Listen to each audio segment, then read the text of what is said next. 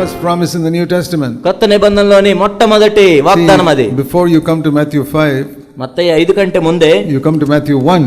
మత్తయి సువార్త 1కి వస్తాం మనం. What does it say in Matthew 1?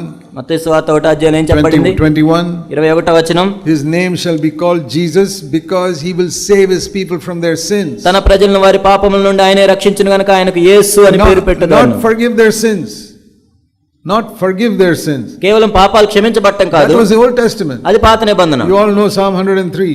మనందరికీ తెలుసు కీర్తన 103. Bless the Lord, O my soul, don't forget his benefits. ఓ ప్రభువా యెహోవాను సన్నుతించుము, ఆయన ఆశీర్వాదంలో ఆయన మేలులో దేని మర్చిపోవద్దు. He forgives all your sins. నీ పాపాలన్నిటిని క్షమించువాడు. Psalm 103. కీర్తన 103 అది. David said that 1000 years before Christ. క్రీస్తు కంటే 1000 సంవత్సరాల క్రితమే దావీదు చెప్పాడు దాన్ని. But now కానీ ఇప్పుడు he doesn't say his name is Jesus because he'll forgive your sin. మీ పాపాలను క్షమిస్తాడు కాబట్టి ఆయనకి యేసు అని పేరు పెట్టమని చెప్పలేదు. He will save you from your sin. మీ పాపముల నుండి ఆయన రక్షించును. That's why we call him Savior. అందుకే ఆయన రక్షకుడు అని పిలుస్తున్నాం.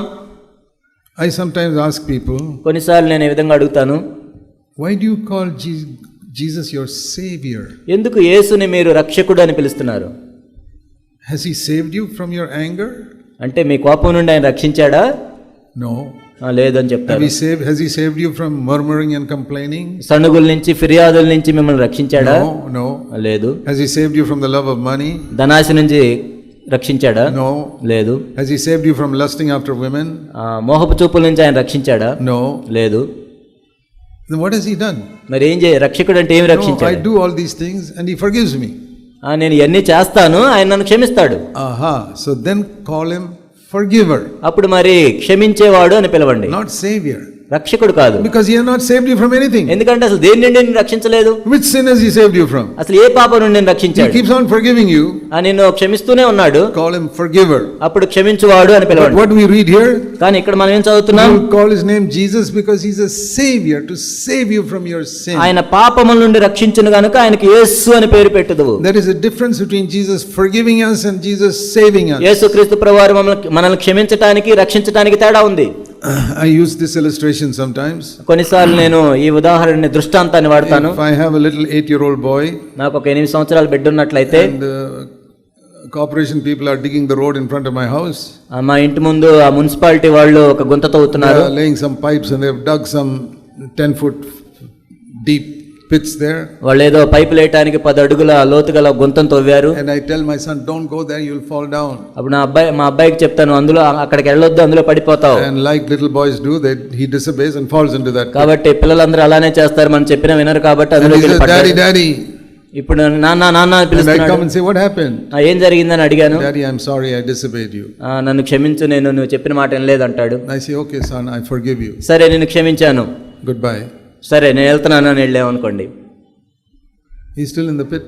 ఇంకా అందులోనే ఉన్నాడు గుంతలో. Have I forgiven him? నేను ఆయన క్షమించానా? For disobeying me? నాకు అవిధేయత చూపించినందుకు క్షమించానా? Yes, I told him, I forgiven you for disobeying me. సరే నాకు అవిధేయత చూపించావు, అయినా క్షమించానని చెప్పాను. Have I saved him? కానీ నేను రక్షించానా అందులోంచి? No. లేదు. Has Jesus forgiven you? యేసుక్రీస్తు ప్రభువారు నిన్ను క్షమించారా? Of your anger? నీ కోపం నుండి? Of your lustful thinking? నీ మోహపు చూపుల నుండి? Of your bitterness? లేకపోతే నువ్వు వేరే వాళ్ళ మీద క్షమించలేని హృదయం కలిగి ఉన్నప్పుడు? Yes, you say, I've repented and I've forgiven. నేను మారు మనసు పొందిన ఆ విషయంలో క్షమించబడ్డాను. Has he saved you that you're not doing those things now? కానీ మరలా చేయకుండా ఉంటానని క్షమించాడా? No, I'm still doing it. లేదు, నేను ఇంకా చేస్తూనే ఉన్నాను. Then he has not saved you. అప్పుడు నిన్ను రక్షించలేదు ఆయన. Then you don't understand the meaning of the name Jesus. అప్పుడు యేసు అనే పేరుకే నీకు అర్థం తెలియలా ఇంకా. Many Christians don't know the meaning of the name Jesus. అనేక మంది క్రైస్తవులకు అసలు యేసు అంటే దాని అర్థమే తెలియదు. Some people say brother Zach is preaching some new gospel. కొంతమంది చెప్తారు జాక్ గారు కొత్త సువార్త చెప్తున్నారని. No, is it in your Bible or not? ఇది మీ బైబిల్లో ఉందా లేదా? You shall call his name Jesus because he will save his people from their sins. తన ప్రజలను వారి పాపం నుండి ఆయన రక్షించును గనుక ఆయనకి యేసు అని పేరు పెట్టుదువు. All I am doing is to teach people to read the Bible exactly. కాబట్టి నేను చెప్పేది బోధించేది ఏంటంటే బైబిల్లో ఉన్నది ఉన్నట్టు చదవటం చెప్తున్నాను నేను. What is the advantage?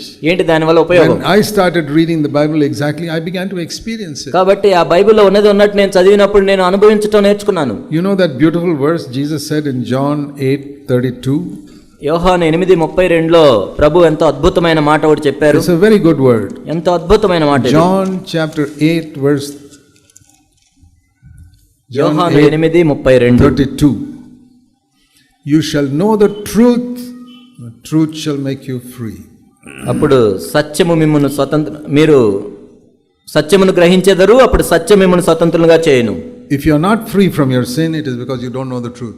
ఒకవేళ మీ పాపం నుండి మీకు విడుదల లేనట్లయితే మీరు సత్యాన్ని గ్రహించలేదని. When I was a young Christian, నేను యవ్వన క్రైస్తవుడిగా ఉన్నప్పుడు this is the same question I had. What is true Christianity? నిజమైన క్రైస్తవం అంటే ఏమిటి అనే ప్రశ్న నేను కలిగి ఉండేవాడిని. Because every church, they were saying, we are the true church. ఎందుకంటే ప్రతి సంఘం కూడా మేమే నిజమైన సంఘం అని చెప్తారు. They all had a Bible. వాళ్ళందరికీ బైబిల్ ఉంటుంది. Roman Catholic Church has a Bible. Roman Catholic సంఘంలో బైబిల్ ఉంటుంది. Jehovah's Witnesses have a Bible. యెహోవా సాక్షులకు కూడా బైబిల్ ఉంటుంది. Seventh-day Adventists have a Bible. Seventh day వాళ్ళకు కూడా బైబిల్ ఉంటుంది. CSI has a Bible. CSI కి బైబిల్ ఉంది. The Baptists, they've got their Bible. Baptist కూడా బైబిల్ ఉంది. Lutheran Bible. లూథరన్ సంఘాలకు బైబిల్ ఉంది. Same Bible. ఇదే బైబిల్ ఉన్నాయి. Pentecostals have their Bible. Brethren have their Bible. పెంతెకోస్తులకి బ్రదర్న్ వాళ్ళకి అందరికీ బైబిల్ ఉన్నాయి. All take the same Bible. అందరూ కూడా ఇదే బైబిల్ తీసుకుంటారు. Say, we have got the truth. సత్యం మా దగ్గరే ఉందని చెప్తారు. So I was a young Christian, 19 years old. నాకు 19 సంవత్సరాలు ఉన్నాయి, యవ్వనస్తుడైన క్రైస్తవుడిని. And I came from an Orthodox church. I never read the Bible. నేను ఆర్థోడాక్స్ సంఘం నుంచి వచ్చాను. వాళ్ళు అసలు బైబిల్ చదవరు పెద్దగా. So I was looking at all this and say, which is the truth? నేను ఇవన్నీ చూసి అసలు సత్యం ఏంటి? These people say they have the truth. These people say they got the truth. They say they got the truth. వీళ్ళేమో మా దగ్గరే సత్యం ఉందంటున్నారు, వాళ్ళు కూడా మా దగ్గరే అంటున్నారు. Other religions also they've got the truth.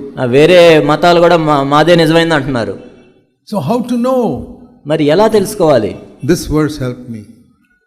ఈ వాక్యం నాకు ఎంతో సహాయం చేసింది. That if it is the truth, it will make you free. ఒకవేళ అది సత్యమైతే మిమ్మల్ని అది స్వతంత్రులుగా చేస్తుంది. They did not understand what freedom they meant. కానీ అక్కడ వాళ్ళకి అర్థం లేదు స్వాతంత్రం అంటే ఏంటో. He said, we are Abraham's descendants, verse 33. We are not slaves. మేము అబ్రహాం పిల్లలు, మేమేం దాసులం కాదన్నారు వాళ్ళు. We can also say, we are not under the British now. We are free. India is a free మనం కూడా చెప్పొచ్చు, మాకు స్వాతంత్రం ఏంటి, మాకు స్వాతంత్రం వచ్చింది, బ్రిటిష్ వాళ్ళ కింద మేము లేవని చెప్పొచ్చు. No, the Lord says he's not talking about that type of freedom. ఇక్కడ స్వాతంత్రం అంటే ఆ స్వాతంత్రం కాదు. He's saying, I'm talking about freedom from sin, verse 34. ఇక్కడ 34వ వచనము, పాపము నుంచి స్వాతంత్రం.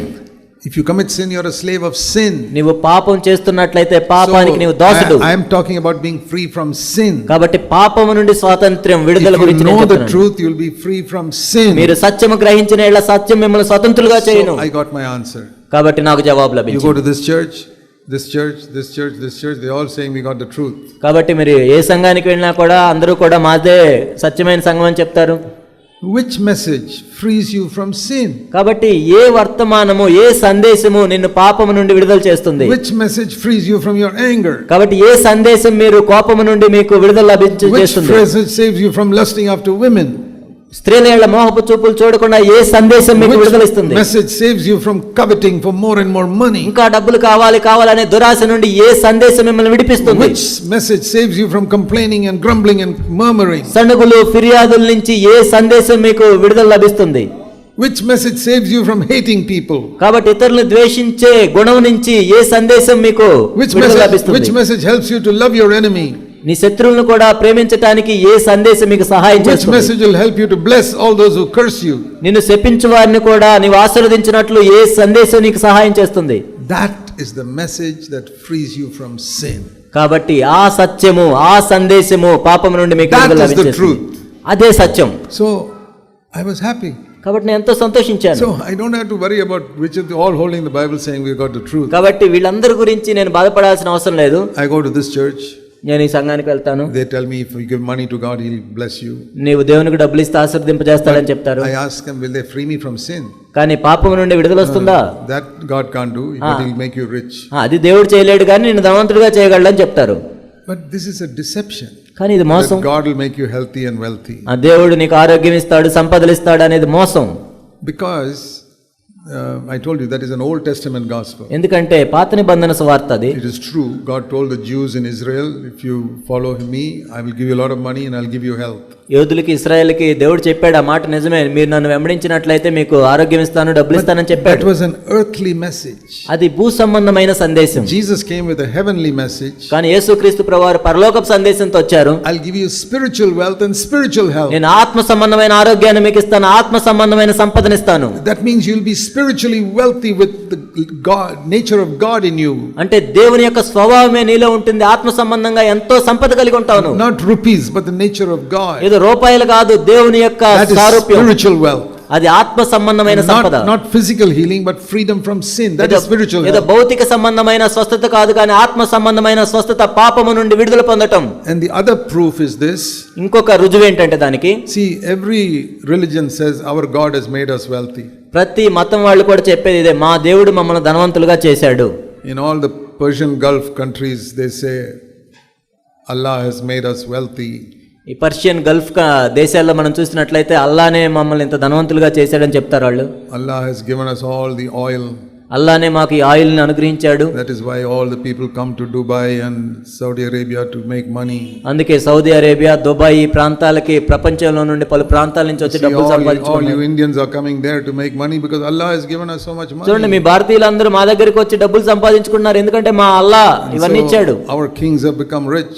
కాబట్టి మా రాజులు ఎంత ధనవంతులు. They say Allah has made them rich. అల్లానే మమ్మల్ని ధనవంతులుగా చేశాడు వాళ్ళు చెప్తారు. And the rich Hindu businessmen in India say Lakshmi has made us rich. భారతదేశంలోని ఎంతో ధనవంతులు వ్యాపారస్తులు ఏం చెప్తారంటే లక్ష్మీదేవి మాకు డబ్బులు ఇచ్చిందని చెప్తారు. Christian preachers are saying Jesus will make you rich. క్రైస్తవ బోధకులు ఏం చెప్తారంటే యేసుక్రీస్తు మిమ్మల్ని ధనవంతులుగా చేస్తాడని Which చెప్తారు. is the truth? మరి ఏంటి సత్యం అందులో? They are saying Allah makes them rich. వాళ్ళేమో అల్లా మమ్మల్ని ధనవంతులుగా చేస్తారంటారు, Lakshmi makes them rich. వీళ్ళేమో లక్ష్మీదేవి మమ్మల్ని ధనవంతులుగా Jesus makes them చేస్తారు, rich. వీళ్ళేమో యేసుక్రీస్తు మమ్మల్ని ధనవంతులుగా So when I చేస్తారు. compare the riches of these people, కాబట్టి వీళ్ళ ధనాన్ని నేను పోల్చి చూసినప్పుడు the Christians and the Hindus and the Muslims, క్రైస్తవులు, హిందువులు, ముస్లింలు, the Christians are the poorest. మనం నిజానికి చూసినట్లయితే క్రైస్తవులే పేదవాళ్ళు, The Muslims and Hindus are much richer. ముస్లింలు, హైందవులు ఎంతో ధనవంతులు. So then who is the true God then? మరి ఎవరు నిజమైన దేవుడు? దాని ప్రకారం Not Jesus. It must be Lakshmi or Allah. ఆ విధంగా మనం చూసినట్లయితే యేసుక్రీస్తు ప్రభువారు కాదు, లక్ష్మి కానీ లేకపోతే అల్లా కానీ అయి ఉండాలి. You believe that? మీరు నమ్ముతున్నారు That కానీ? is another Jesus. వేరొక యేసు, Not the Lord Jesus Christ who is in heaven. పరలోకంలో ఉన్న యేసుక్రీస్తు ప్రభువు కాదు. Jesus Christ in heaven is not competing with any other God to make you rich. పరలోకంలో ఉన్న యేసుక్రీస్తు ప్రభువు ఏదో వేరే దేవుళ్ళతోనో దేవతలతోనో పోటీ పడి మిమ్మల్ని ధనవంతులుగా చేయడానికి లేడు ఆయన He అక్కడ. says, my name is Jesus because I came to save you from your sins. నా పేరు యేసు, అంటే మీ పాపముల నుండి నేను రక్షించడానికి వచ్చాను, Not from your poverty or your sickness. మీ పేదరికం నుంచో రోగం నుంచో కాదు. I will bless you in your physical body. మీ భౌతిక సంబంధమైన శరీరాన్ని నేను And I ఆశీర్వదిస్తాను, will provide you enough for your earthly needs కాబట్టి ఈ భూమి మీద నీకు కావాల్సిన ప్రతి అవసరాన్ని నేను తీరుస్తాను. so that you never become a beggar. నువ్వేదో అడుక్కుండేవాడిగా చేయకుండా I నేను, have not come to make you rich and healthy. కానీ మిమ్మల్ని ఏదో నేను ధనవంతులుగా చేయటానికో బాగా ఆరోగ్యంగా ఉండేటట్టు I చేయడానికి రాలేదు, have come to save you from sin. మీ పాపముల నుండి రక్షించడానికి నేను వచ్చాను. That is the truth. అది సత్యం. And the church that preaches that is the true church. ఏ సంఘం అయితే ఈ సత్యాన్ని బోధిస్తుందో అదే నిజమైన సంఘం. I will not say we are the true church. మనమే నిజమైన సంఘం అని మేము Any చెప్పలేదు. church that teaches against sin all the time, that is the true church. పాపమునికి విరోధంగా ఏ సంఘం మాట్లాడినా అది నిజమైన సంఘమే.